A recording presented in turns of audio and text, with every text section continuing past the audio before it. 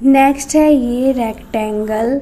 तो यहाँ पे क्वेश्चन में बोला गया है BC बराबर 2AB है। तो हमसे क्वेश्चन पूछा जा रहा है कि आई मिनिमम जो होगा ये किस एक्सिस के अलोंग होगा। तो देखो ये सब क्वेश्चन को अगर सॉल्व करना है ना तो सबको डिजिट में मान लो, फिर ये क्वेश्चन आसानी से सॉल्व हो जाएगा ना, नहीं तो बहुत ही कॉम्प्लेक्स लगेगा।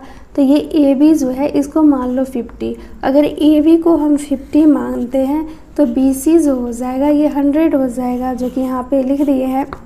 अब सिंपल हमें सब एक्सिस के अबाउट मोमेंट ऑफ इनर्शिया निकाल लेना है। तो I बराबर mr² होता है, m तो कांस्टेंट हो जाएगा तो I डायरेक्टली प्रोपोर्शनल r² हो जाएगा।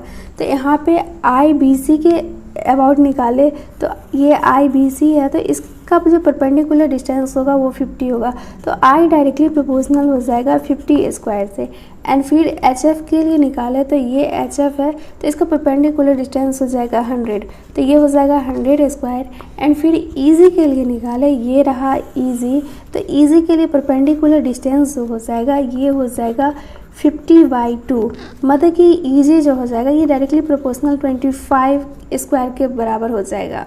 मतलब कि सबसे कम जो आ रहा है वो EG के अबाउट आ रहा है, तो आंसर जो हमारा जाएगा वो IEG जाएगा। नेक्स्ट है work done by all forces is equal to change in kinetic energy होता है। तो काइनेटिक एनर्जी क्या लिखते हैं हम, हाफ mv² लिखते हैं, बट यहाँ पे लिखेंगे हाफ m के जगह I एंड v के जगह ओमेगा² लिखेंगे। And work done bye and W बराबर Fs होता है, तो यहाँ पे लिखेंगे F के जगह टॉर्क एंड S के जगह थीटा। एंड ये भी याद रखना V बराबर R ओमेगा होता है एंड AT बराबर R अल्फा होता है। देखो work done by all forces equal to change in kinetic energy होता है, एंड काइनेटिक एनर्जी को लिखेंगे तो ये हाफ I ओमेगा² होगा। अगर ओमेगा इंक्रीज़ करेगा तो W भी इंक्रीज़ करेगा, अगर I इंक्रीज़ करेगा तो W भी इंक्रीज़ करेगा, मतलब कि ये सब एक दूसरे के डायरेक्टली प्रोपोर्शनल है। एंड फिर रोलिंग मोशन के लिए देखें तो kinetic energy translational and kinetic energy total जो होता है ये 1/1 + k² होता है, इसको हम बीटा से डिनोट करते हैं। एंड वही kinetic energy translational by kinetic energy rotational लिखे तो इसको हम लिखते हैं β/1 - बीटा। एक बार बीटा निकाल लेंगे, बस सबको पुट करना है, आंसर आ जाएगा। मतलब कि ये बहुत ही अच्छा ट्रिक है क्वेश्चन को सॉल्व करने के लिए, अगर ऐसा क्वेश्चन आ जाता है तो। And kinetic energy rotational by kinetic energy total लिखना है तो ये हो जाएगा 1 - बीटा।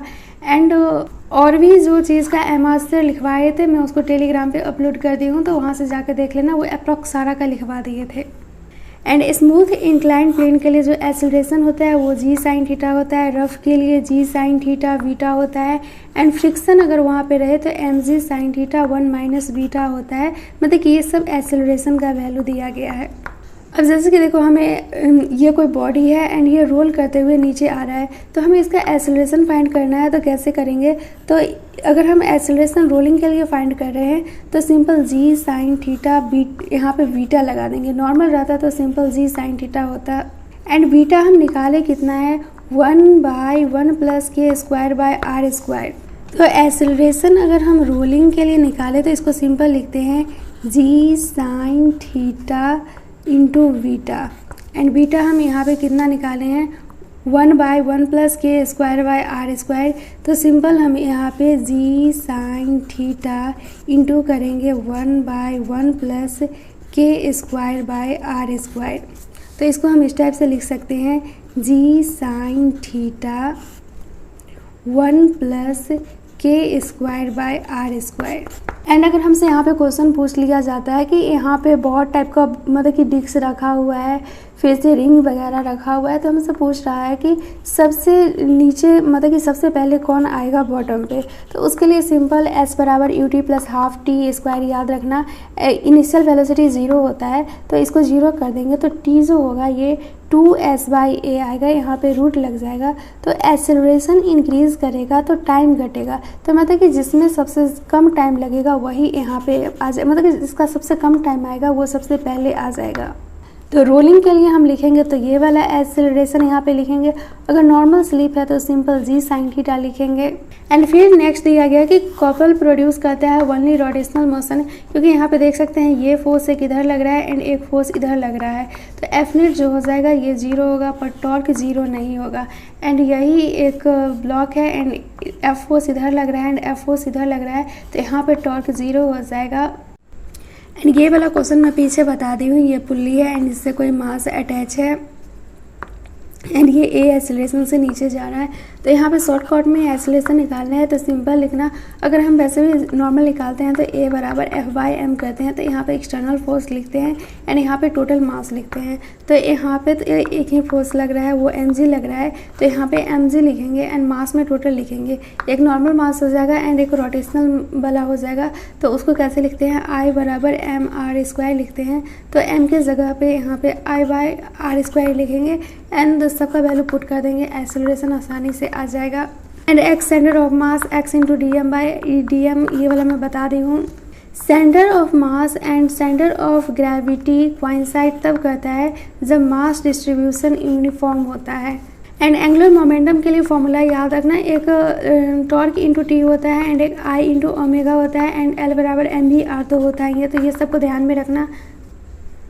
एंड हमें फाइंड करना है कि कौन सा डिस्क है या कौन सा स्फीयर है, तो उसके लिए सिंपल मैकेनिकल एनर्जी कंजर्वेशन लगा के भी पता कर सकते हो। और मैकेनिकल एनर्जी कंजर्वेशन होता है क्या है, U plus K E initial बराबर U plus K E final. And shortcut में चाहते हो तो half M B square 1 plus K square by R square बराबर एम जी एस से निकाल सकते हो। बस यहाँ पे K square by R square का वैल्यू अगर तुम्हें पता है कि स्फीयर के लिए कौन सा है, डिस्क के लिए कौन सा है, तो आसानी से सारा चीज़ को इधर कर लोगे एंड के स्क्वायर बाय आर स्क्वायर का वैल्यू निकालोगे, हमें पता चल जाएगा कौन सा स्फीयर है एंड कौन सा डिस्क है। अगर ये फॉर्मूला नहीं याद रख पाते हो तो सिंपल सा मैकेनिकल एनर्जी कंजर्वेशन से निकाल लो। नेक्स्ट है, यहाँ पे एक इक्विलेटरल ट्रायंगल दिया गया है एंड हमसे क्वेश्चन में पूछा जा रहा है कि आई ए एक्स के अबाउट मोमेंट ऑफ इनर्शिया कितना होगा। तो देखो अगर हम आई ए के लिए देखें तो एक्सिस यहीं से पास कर रहा है, तो जहाँ से एक्सिस पास करता है वहाँ पे मोमेंट ऑफ इनर्शिया 0 होता है। और बी के लिए लिखे तो हम डिस्टेंस जो लेते हैं वो परपेंडिकुलर लेते हैं, तो यहाँ पे देख सकते हैं ये एक्सिस है एंड ये लेंथ है, मतलब कि एक तरह से परपेंडिकुलर ही है, तो हम यहाँ पे एम एल स्क्वायर लिख सकते हैं। एंड फिर वही सी के लिए लिखे तो सी के लिए परपेंडिकुलर डिस्टेंस ये हो जाएगा, मतलब कि इसको हम लेट मान लो कि ये एक्स है, लेट कर लेते हैं, ये एक्स है एंड इक्विलेटरल ट्रायंगल है तो सबका तो लेंथ बराबर ही होगा, जो इसका होगा मतलब कि टोटल का एल होगा। तो हमें ये एक एल पता है एंड ये एक्स लेट कर लिए हैं।